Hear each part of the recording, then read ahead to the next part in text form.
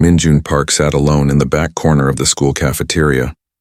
His lunch tray had only a small sandwich and an apple. He kept his eyes down, hoping nobody would notice him. At 12 years old, Minjun had learned that being invisible was safer than being seen. Around him, other kids laughed and talked with their friends. They threw food at each other and made jokes. Minjun wished he could join them, but every time he tried to talk to someone, they would walk away. Some kids would laugh at him. Others would pretend he was not there. 3 tables away, Tyler Matthews sat with his 2 friends. Tyler was 14 and big for his age. He had failed 6th grade once, so now he was in the same classes as younger kids. Tyler liked to pick on students who could not fight back, and his favorite target was Minjun. Tyler saw Minjun sitting alone. He whispered something to his friends. They all laughed. Minjun felt his stomach tighten. He knew that laugh. It meant trouble was coming. Minjun quickly finished his sandwich and stood up. He needed to leave before Tyler came over, but as he walked toward the trash can, Tyler stepped in front of him. "Where are you going, Park?" Tyler said. His friends blocked Minjun from both sides. "I need to get to class," Minjun said quietly. His voice shook a little. "Class does not start for 20 minutes, Tyler said. He grabbed Minjun's apple from his tray. "Thanks for the snack." Tyler's friends laughed. Minjun said nothing. He learned that talking back only made things worse. He threw away his empty tray and walked quickly out of the cafeteria. Behind him, he could hear Tyler and his friends still laughing. This happened every day. Sometimes Tyler would take his lunch money. Other times, Tyler would push him into lockers in the hallway. Once, Tyler knocked all of Minjun's books out of his hands in front of everyone. Nobody helped Minjun pick them up. The worst part was not the bullying itself. The worst part was that nobody seemed to notice or care. Teachers walked right past when Tyler pushed him. Other students saw everything but looked away. Minjun felt like a ghost in his own school. After school, Minjun walked home alone. His house was small and quiet. His mother, Ji-won, worked as a nurse at the hospital. She worked 2 shifts most days to pay the bills. This meant she left early in the morning and came home late at night. Minjun loved his mother very much. She worked so hard to give him a good life, but he felt lonely without her, and he could not tell her about the bullying. She already had too many problems to worry about. Minjun went to his room and closed the door. His room was his safe place. The walls had posters of WWE wrestlers. His favorite was John Cena. Minjun had watched John Cena since he was little. He loved how Cena never gave up, no matter how hard things got. Minjun turned on his computer and watched old John Cena videos.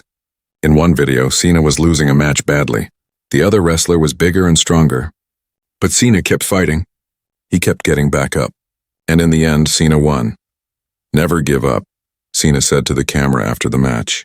"No matter how hard life gets, you never give up." Minjun wished he could be strong like John Cena, but he did not feel strong. He felt small and scared and alone. The next day at school, things got worse. Minjun was walking to his locker when Tyler appeared. This time, Tyler was not alone. He had 5 other boys with him. "Hey, Park," Tyler said. "We need to talk." Minjun tried to walk around them, but they surrounded him. Tyler pushed him against the lockers. The metal was cold and hard against Minjun's back. "You told Mr. Davidson about me," Tyler said. His face was red with anger. Minjun had tried to tell his homeroom teacher about the bullying last week. Mr. Davidson had listened for about 30 seconds. Then he said, "Boys will be boys. You need to toughen up and handle it yourself." Mr. Davidson did nothing to help. "I did not tell him anything bad," Minjun said. "I just asked for help. I do not care," Tyler said. "If you tell any teacher again, things will get much worse for you. Do you understand?" Minjun nodded. He felt tears starting to form in his eyes, but he held them back. He would not cry in front of Tyler. Tyler pushed him one more time and then walked away. His friends followed him, laughing and joking. Minjun stood against the lockers for a long time. Students walked past him to their classes. Nobody stopped to ask if he was okay. That night, Minjun could not sleep. He lay in bed thinking about everything. The bullying was getting worse. Nobody at school would help him. His mother was too busy and tired to notice something was wrong. He felt trapped with no way out. Minjun picked up his phone and opened social media. He had seen other people post about their problems online. Maybe someone would help him there. He created a new account with a fake name. He did not want anyone to know it was him. He typed, "I am being bullied at school every day. Nobody notices. Nobody helps. I do not know what to do anymore." He pressed send and waited. A few minutes passed. Then an hour. A few people liked his post, but nobody commented. Nobody reached out to help. His message got lost among thousands of other posts. It disappeared into the noise of the internet. Minjun put his phone down. He felt more alone than ever. He had sent out a signal asking for help, but once again nobody noticed. The next few weeks were the hardest of Minjun's life. The bullying continued every single day. Tyler seemed to find new ways to make Minjun miserable. He would trip him in the hallway. He would throw Minjun's homework in the trash. He would make fun of Minjun's Korean name and accent in front of other students. Minjun stopped eating lunch at school. It was easier to hide in the library than risk running into Tyler. His grades started dropping because he could not focus in class. He had bruises on his arms from being pushed into lockers. He wore long sleeves every day to hide them from his mother. One Friday afternoon, Minjun's mother came home early from work. She looked exhausted. There were dark circles under her eyes. She worked so hard and Minjun did not want to add to her stress. "How was school?" she asked in Korean. "It was fine," Minjun lied. "Nothing special." His mother smiled and went to her room to rest. Minjun felt guilty for lying. But what could he say? That he was being bullied? That he felt invisible? That he cried himself to sleep some nights? She had enough problems. That weekend, Minjun stayed in his room most of the time. He watched more Cena videos. He memorized all of Cena's speeches about never giving up. He wanted to believe those words. He wanted to feel that strength. But on Sunday night, lying in bed and thinking about going back to school the next day, Minjun did not feel strong. He felt like he was drowning, and nobody could see him struggling beneath the surface. Monday morning came too quickly. Minjun dragged himself out of bed and got ready for school. He put on his favorite shirt, an old faded Cena t-shirt his mother bought him 2 years ago. It was too small now, but he loved it anyway. At school, there was unusual excitement in the air. Students were talking loudly in the hallways. Minjun heard bits of their conversations as he walked to his locker. "Did you hear? Kui is coming to our school. Cena is going to be here." It is some kind of anti-bullying assembly. Minjun stopped walking. Cena was coming to his school? His hero would be here in person? For the first time in weeks, Minjun felt a tiny spark of hope. Maybe, just maybe, something good was about to happen. But deep down, he did not really believe it. Good things did not happen to invisible boys like him. The next morning, Riverside Middle School looked different. A big black bus was parked in front of the building. It had the WWE logo on the side. Workers were setting up cameras and lights in the gym. Teachers were more excited than the students. Minjun walked into school quietly like he always did. He saw Tyler and his friends standing near the entrance. They were talking about Cena and making plans to sit in the front row of the assembly. Minjun kept his head down and walked past them quickly. "Nice shirt, Park," Tyler called out. He was laughing at Minjun's old Cena t-shirt. "Did you find that in the garbage?" His friends laughed. Minjun kept walking. He did not respond, but inside he felt embarrassed. He loved this shirt. It made him feel connected to someone strong. But Tyler had a way of making everything Minjun loved feel stupid. The morning classes went by slowly. Nobody could focus on math or science. Everyone wanted to get to the assembly. Even the teachers seemed distracted. Mr. Davidson kept looking at his watch and smiling. Finally, at 11 o'clock, the announcement came over the speakers. "All students and staff, please report to the gymnasium for our special assembly." The hallways filled with excited students. They pushed and rushed toward the gym. Minjun waited until most of them had gone. He did not like crowds. They made him feel even more alone. When Minjun entered the gym, it was already packed. Students sat on the bleachers, talking loudly and laughing. Teachers stood along the walls trying to keep order. Minjun looked for a place to sit. All the good spots were taken. He climbed to the top corner of the bleachers, far from everyone else. From here he could see the stage but stay out of sight. This was where he felt most comfortable. Hidden. Invisible. Principal Rodriguez walked onto the stage. She was a short woman with glasses who always looked worried. She tapped the microphone to get everyone's attention. "Students, we have a very special guest today," she said. WWE superstar John Cena is here as part of his work with young people across America. Please give him a warm Riverside welcome.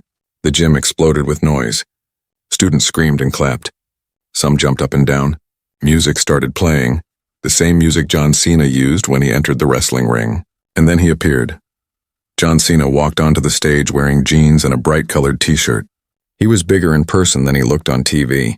His smile was huge. He waved to the students and they screamed even louder. Min-jun felt his heart beating fast. His hero was right there, just 50 feet away. For a moment, Min-jun forgot about Tyler. He forgot about being alone. He just watched John Cena with wide eyes. Cena took the microphone from Principal Rodriguez. "What's up, Riverside?" he shouted. The students roared back at him. Cena laughed and waited for them to quiet down. "I am here today to talk about something important," Cena said. His voice became more serious. "I am here to talk about bullying." Some students groaned. They wanted to hear about wrestling, not a lecture about bullying. But Cena kept talking. "I know some of you think bullying is just part of growing up," he said, "but it is not. Bullying hurts people. It makes them feel alone. It makes them feel like nobody cares." Min-jun leaned forward in his seat. Cena was describing exactly how he felt. "When I was young, I was bullied too," Cena continued. "I was smaller than the other kids. I did not have nice clothes. People made fun of me every day. The gym was quieter now. Students were actually listening. I felt invisible," Cena said. "I felt like I could disappear and nobody would notice. But you know what? Someone did notice. My neighbor, an older kid named Marcus, saw what was happening. He became my friend. He stood up for me, and that changed everything." Cena walked across the stage as he talked. "That is why I am here today. To remind you that everyone matters. Every single person in this room is important. And if you see someone being bullied or left out, you need to do something. Do not be a bystander.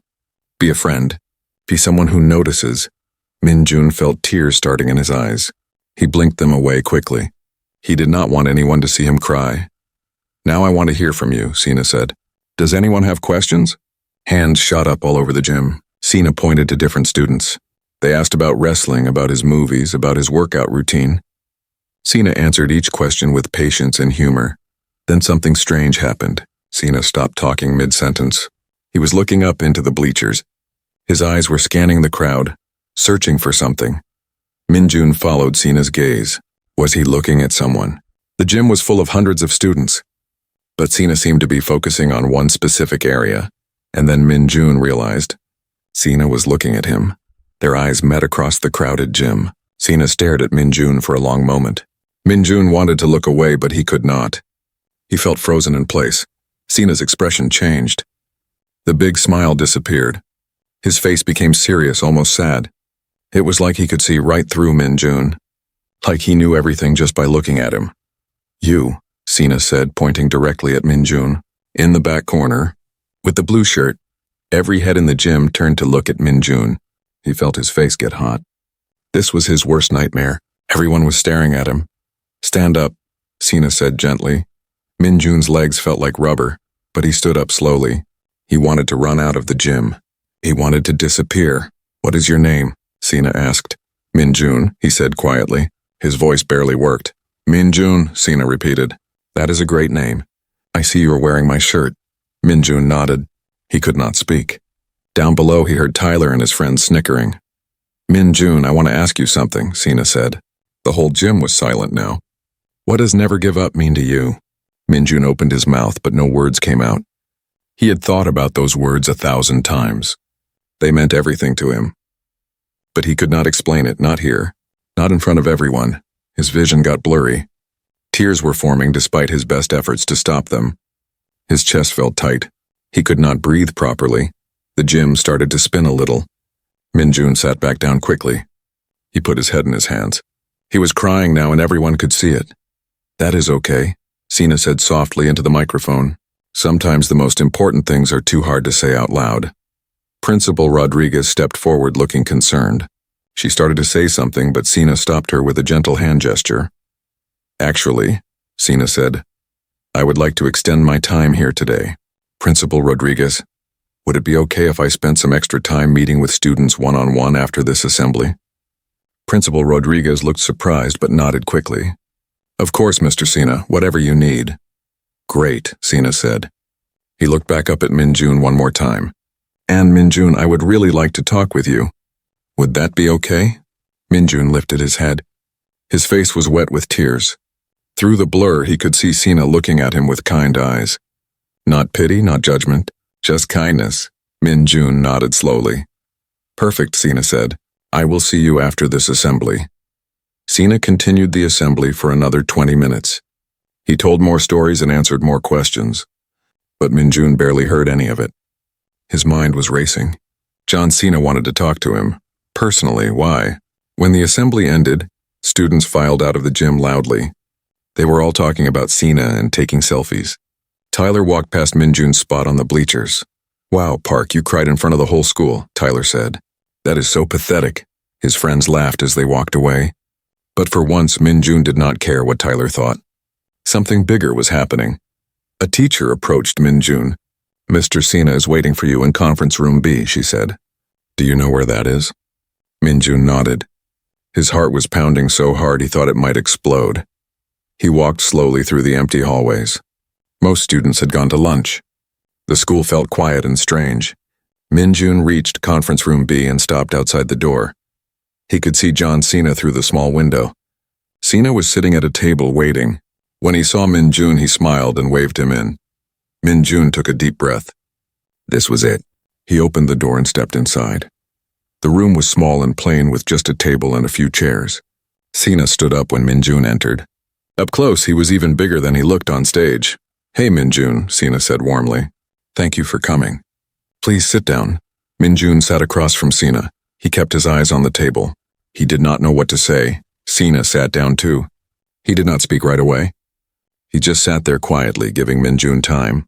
Finally, after what felt like forever, Cena spoke. His voice was soft and gentle. I see you, Minjun, Cena said. And I know something is wrong. Those simple words broke something inside Minjun. All the fear and pain and loneliness he had been holding inside for months came rushing out. He started crying again, but this time he could not stop. And John Cena just sat there with him, not judging, not rushing him, just being present. For the first time in so long, Minjun did not feel invisible.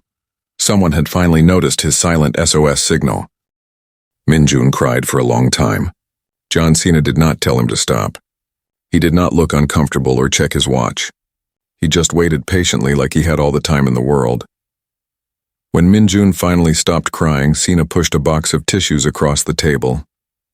Minjun took one and wiped his face. He felt embarrassed but also relieved. It felt good to let everything out. I am sorry, Minjun said quietly. Do not apologize, Cena said firmly. Never apologize for your feelings. They are real and they matter. Minjun looked up at Cena for the first time. Cena's face was serious but kind. He did not look like a celebrity or a wrestler. He just looked like a person who cared. Can you tell me what is happening? Cena asked. You do not have to if you are not ready. But I am here to listen. Minjun took a deep breath. He had never told anyone the full story before. But something about Cena made him feel safe. So he started talking. He told Cena about Tyler and the daily bullying, about getting pushed into lockers and having his lunch money stolen, about being made fun of for his Korean name, about eating alone every day in the library. He told Cena about trying to tell Mr. Davidson and being dismissed, about posting online for help and being ignored, about feeling invisible in a school full of people. He told Cena about his mother working all the time and being too tired to notice anything was wrong, about hiding his bruises with long sleeves, about crying himself to sleep some nights. Cena listened to every word. He did not interrupt. He did not try to fix things right away. He just listened like what Minjun was saying was the most important thing in the world. When Minjun finished talking, he felt empty but lighter, like he had been carrying a heavy backpack and finally got to put it down. Thank you for trusting me with your story, Cena said. That took real courage. I do not feel brave, Minjun said. I feel weak. Minjun, you have survived months of bullying while dealing with everything else in your life, Cena said.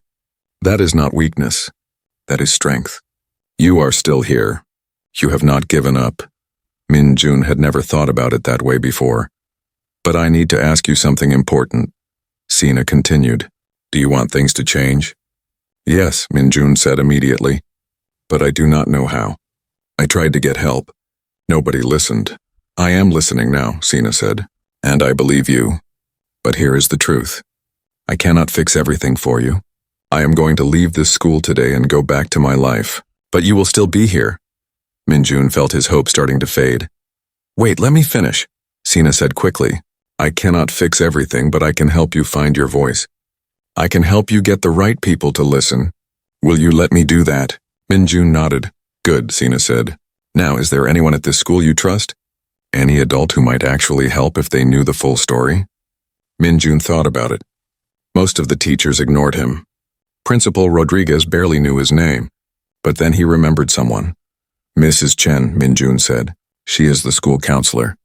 I never talked to her because I thought she would not believe me. But she always smiles at me in the hallway. She seems nice. Okay, Cena said. Here is what we are going to do. With your permission, I would like to set up a meeting with Mrs. Chen and Principal Rodriguez, and I want you to tell them everything you told me. I will be there with you. You will not be alone. What if they do not believe me? Minjun asked. What if nothing changes? Then we try something else, Cena said. But Minjun, they need to hear this from you. Your voice matters. Your story matters. And this time I will make sure people listen. Minjun felt scared but also a little hopeful. Maybe this time would be different. Cena stood up and walked to the door. He opened it and spoke to someone outside. A few minutes later, Principal Rodriguez and Mrs. Chen entered the room. They both looked confused and a little nervous. Mrs. Chen was a small woman with short black hair and kind eyes. She sat down next to Minjun. Hi, Minjun, she said softly. Mr. Cena said you needed to talk to us about something important. Principal Rodriguez sat at the end of the table. She had her usual worried expression. What is this about? She asked. Cena remained standing. This is about a student who has been bullied every single day for months. A student who tried to ask for help and was ignored. A student who has been sending SOS signals that nobody noticed. Principal Rodriguez looked shocked. She turned to Minjun. Is this true? With Cena standing behind him and Mrs. Chen sitting beside him, Minjun found his voice. He told them everything. About Tyler Matthews and his friends. About the physical bullying and the racist comments. About Mr. Davidson dismissing his concerns. As he talked, Mrs. Chen's face became sad and angry. Not angry at Minjun, but angry about what happened to him. Principal Rodriguez looked uncomfortable and guilty. Why did you not come to me sooner? Principal Rodriguez asked. I tried to tell Mr. Davidson, Minjun said. He said boys will be boys. He told me to toughen up. Principal Rodriguez looked upset. I will be speaking with Mr. Davidson. With respect, Principal Rodriguez, Cena said, his voice harder now. This is a bigger problem than one teacher. This boy was sending SOS signals every single day. He sat alone at lunch. He hid in the library. He had bruises. Why did it take a celebrity visit for someone to finally notice? The room was silent. Principal Rodriguez had no answer. We have anti-bullying policies, she finally said. They are in the handbook. Policies on paper mean nothing if they are not enforced, Cena said. Minjun's experience proves that. Mrs. Chen spoke up. He is right. I see hundreds of students. I am overwhelmed with my caseload. I missed the warning signs with Minjun and I am sorry. She turned to Minjun. I am so sorry. You deserved better from us. It was the first time an adult at the school had apologized to him. Minjun felt his throat get tight with emotion. So what happens now? Cena asked. What are you going to do to make this right? Principal Rodriguez straightened in her chair. She looked uncomfortable but determined. First, we will address the immediate situation. Tyler Matthews and his friends will face serious consequences. Suspension at minimum, possibly expulsion depending on the full investigation. Good start, Cena said. What else? I will personally review our anti-bullying protocols, Principal Rodriguez continued. Clearly they are not working. We need better training for staff. We need systems to identify isolated students before things get this bad. I can help with that, Mrs. Chen added. I will create a peer mentorship program, and I will start a support group for students dealing with isolation and bullying. I want to be part of those changes, Cena said. I will fund an anti-bullying initiative at this school, but only if you commit to real change. No more policies that sit in handbooks and never get used. Principal Rodriguez nodded. You have my commitment. And Min-jun needs ongoing support, Mrs. Chen said. Weekly counseling sessions, check-ins with teachers, a safety plan in case the bullying continues. They talked for another 30 minutes, creating a detailed plan. Min-jun mostly listened. It felt strange having adults take him seriously for the first time. When the meeting ended, Principal Rodriguez and Mrs. Chen left to start implementing the changes. Min-jun and Cena were alone again. How do you feel? Cena asked. Scared, Min-jun admitted. What if Tyler and his friends come after me worse now? They will not, Cena said. Principal Rodriguez is taking this seriously, and you will have people watching out for you now. But Min-jun, I need you to understand something. Min-jun looked at Cena. This is just the beginning, Cena said. Things will not be perfect right away. Change takes time. Some days will still be hard. But you took the first step today. You used your voice. That is huge. I only used my voice because you were here, Min-jun said. What happens when you leave? That is a good question, Cena said. Can I tell you something personal? Min-jun nodded. When I was being bullied as a kid, I felt exactly like you do now, Cena said. I felt weak and alone. I thought I would feel that way forever. But then someone noticed me. Someone saw I was struggling and helped me. And you know what? That person did not stay in my life forever. He was just there when I needed him most. Cena sat back down across from Min-jun. I am not going to be here every day, Cena continued. But I gave you something important today. I showed you that your voice matters. That when you speak up, people will listen. You did that, Min-jun. Not me, you. Can I still talk to you sometimes? Min-jun asked. After you leave? Cena smiled. Absolutely. Give me your email address. We will stay in touch. I want to know how you are doing. They exchanged contact information. Then Cena looked at his watch. I need to get going soon, he said. But before I leave, there is one more person you need to talk to. Who? Min-jun asked. Your mom, Cena said gently. She needs to know what has been happening. Min-jun felt panic rising in his chest. No, I cannot tell her. She is too stressed already. She works so hard. I do not want to make things worse for her. Min-jun, your mom loves you, Cena said. She would want to know. She would want to help. You are not a burden. You are her son. But what if she gets upset? What if she cries? Min-jun knew Cena was right. He had been hiding everything from his mother for so long. Maybe it was time to stop. Will you be there when I tell her? Min-jun asked. If you want me. At 4 o'clock, Min-jun heard his mother's car pull into the driveway. His heart was beating fast.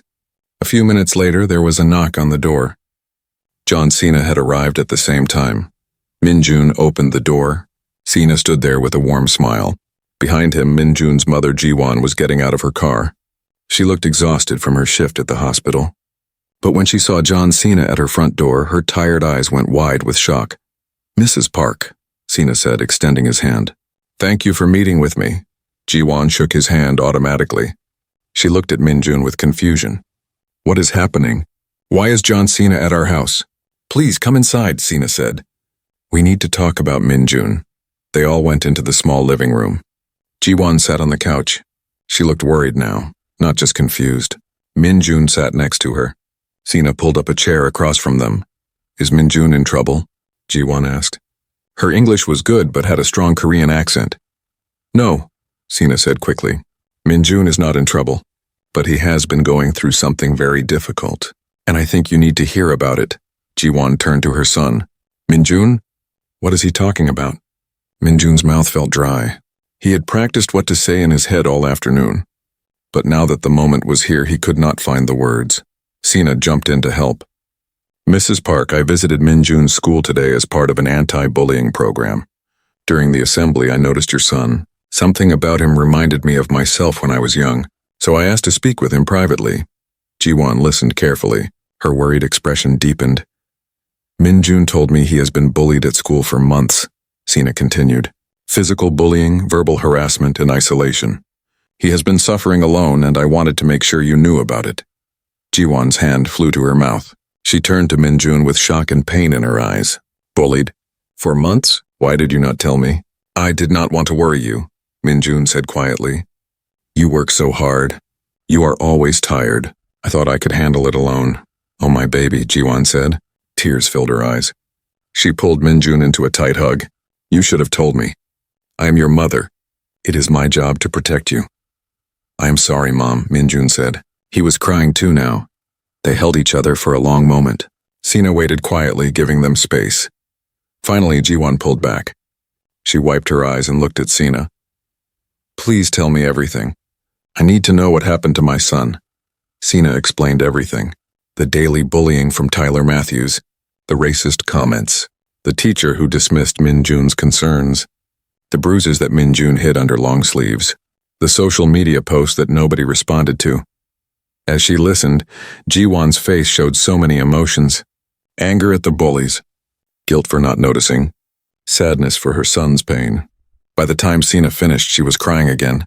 I failed you, she said to Minjun. I was so focused on work, on paying bills, that I did not see my own son was suffering. You did not fail, Cena said gently. You are a single mother working 2 jobs to provide for your son. You are doing the best you can. This is not your fault. But I should have noticed, Jiwon insisted. What kind of mother does not know her child is being hurt every day?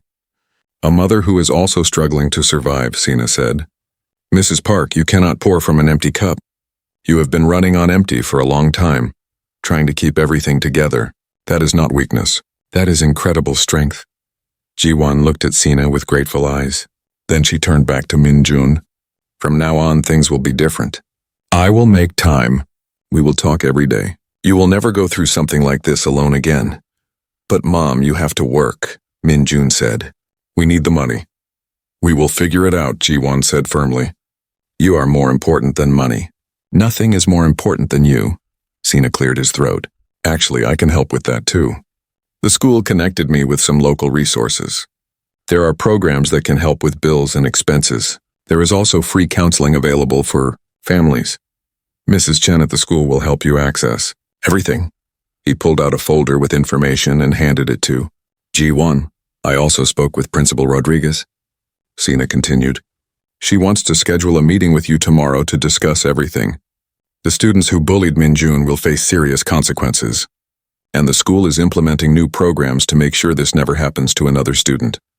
Jiwon nodded slowly, taking it all in. What happens now? With Minjun? He starts counseling next week with Mrs. Chen, Cena said. She will meet with him once a week. And there will be a support group for students dealing with bullying and isolation. I want him to feel safe, Jiwon said. I want him to be happy again. That will take time, Cena said honestly. Minjun has been through a lot. Healing does not happen overnight. But he is strong, and now he has support. That makes all the difference. They talked for another hour. Cena answered all of Jiwon's questions. He gave her his contact information and made her promise to reach out if she or Minjun needed anything.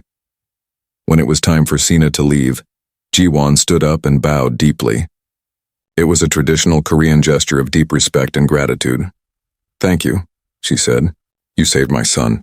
I will never forget what you did today. I did not save him, Cena said. Minjun saved himself by finding the courage to speak up. I just made sure people listened. He turned to Minjun.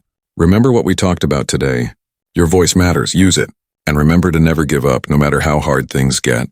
Minjun nodded. I will remember. Cena gave him a hug. Then he left. After he was gone, Minjun and his mother sat together on the couch for a long time.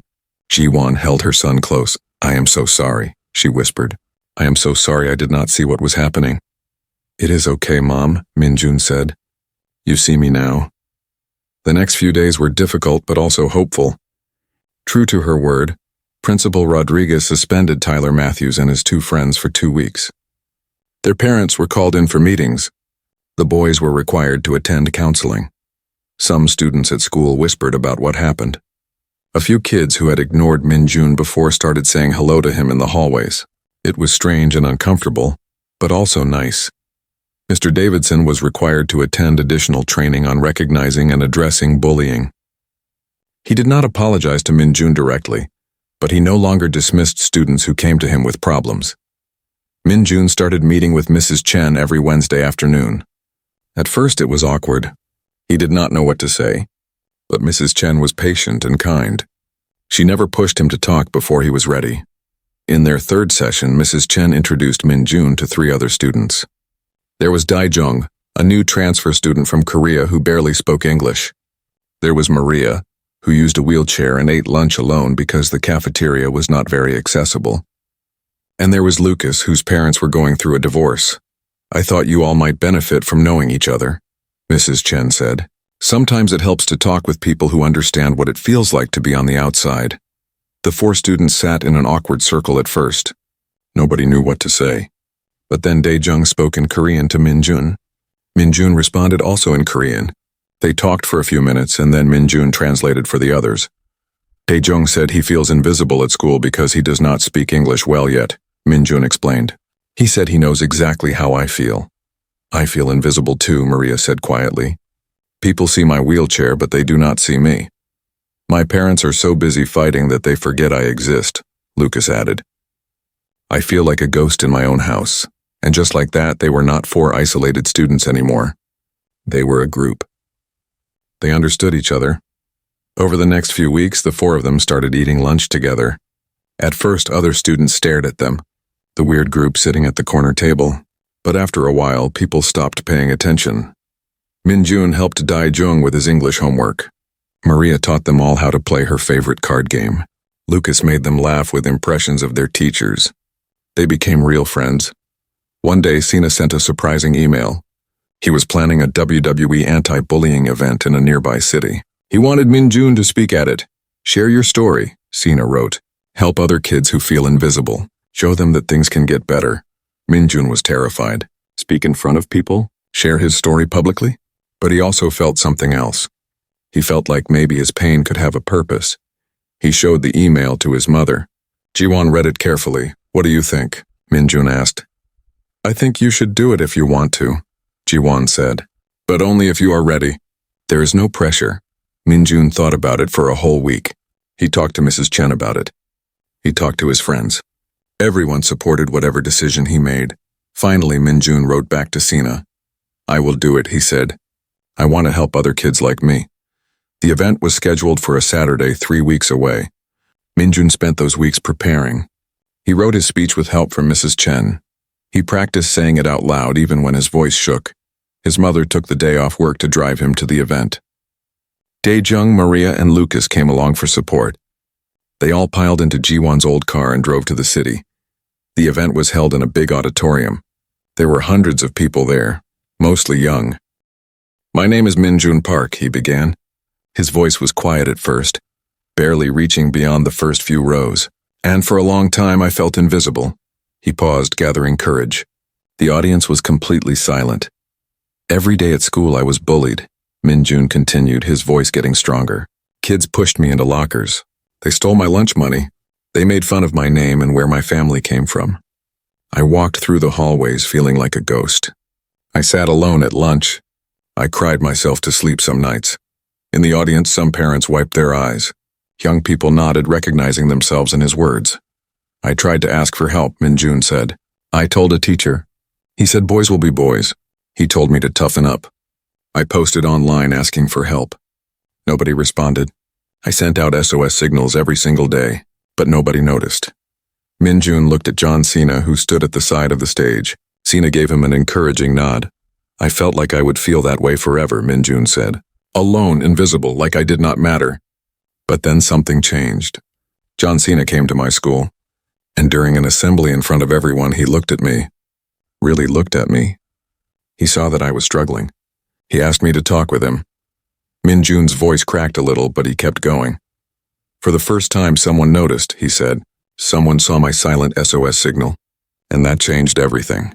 Not because John Cena is famous, but because he showed me that I matter, that my voice matters, that when I speak up, people will listen. He looked out at the audience. So many young faces were staring at him with understanding in their eyes. If you feel invisible right now, I want you to know something, Min-jun said. You are not invisible to me. I see you. I know what it feels like. And I promise you things can get better. But you have to find your voice. You have to speak up, even when it is scary. Even when you think nobody will listen. The audience started clapping. Some people stood up. The applause grew louder and louder. Min-jun felt tears on his cheeks, but this time they were good tears. When he walked off stage, John Cena was waiting with a huge smile. He pulled Minjun into a hug. You did it, champ. I am so proud of you. The event continued for another hour. Other speakers shared their stories. Cena answered questions from the audience. But people kept coming up to Minjun during breaks. A young girl, maybe 10 years old, tapped his shoulder. Thank you for sharing your story, she said shyly. I feel invisible at my school too, but hearing you made me feel less alone. A father shook Minjun's hand. My son has been getting bullied. I did not know how bad it was until today. I am going to really listen to him now. A teenager showed Minjun his phone. I recorded your speech. Can I share it on social media? I think a lot of people need to hear this. Minjun looked at his mother. She smiled and nodded. Yes, Minjun said. You can share it. By the next day, the video had thousands of views. By the end of the week, it had over 1 million. News websites started picking up the story. Boy's powerful speech about bullying goes viral, the headline said. Minjun's email and social media accounts filled with messages from young people all over the country. They told him their own stories of being bullied, of feeling invisible, of sending out silent SOS signals that nobody noticed. At first, Minjun tried to respond to every message.